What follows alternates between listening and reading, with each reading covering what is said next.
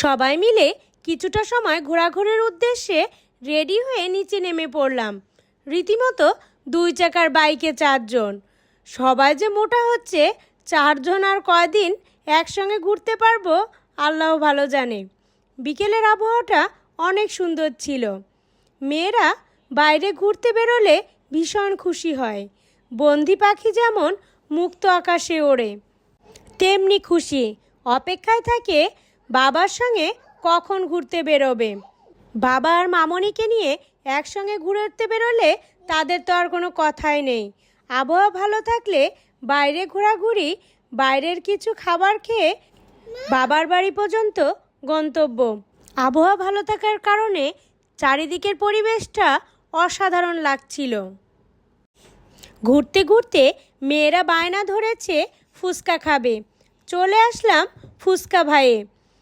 ফুচকা ভাইয়ে আমাদের নামিয়ে দিয়ে মেয়ের বাবা মাগরিবের নামাজ পড়তে গেল। ফুচকা ভাইতে এসে দেখি প্রচুর ভিড়।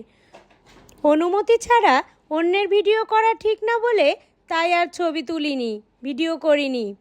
ভিতরে জায়গা পাওয়া গেল না। বেলকনিতে কর্নারে একটা টেবিল পেলাম।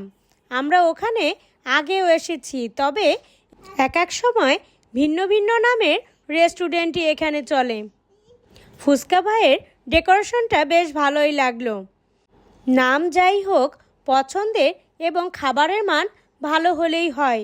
ফুচকা অর্ডার নিয়ে অপেক্ষা করতে করতে মেয়ের বাবাও চলে আসলো, আবার খাবারও চলে আসলো। চিকেন ফুচকা, নাচোস, চটপটি। ভিতরে জায়গা ফাঁকা হতে আমরা রেস্টুরেন্টের ভিতরে বসেই খেয়ে নিলাম। ঝাল ঝাল ফুচকা, চটপটি, নাচোস খেতে ভালোই লাগলো। দাম হিসেবে এখানকার খাবারের মান অনেক ভালো। খাওয়া দাওয়া শেষ করে বিল দিয়েই নেমে পড়লাম বাড়ির উদ্দেশ্যে রওনা দেবার জন্য।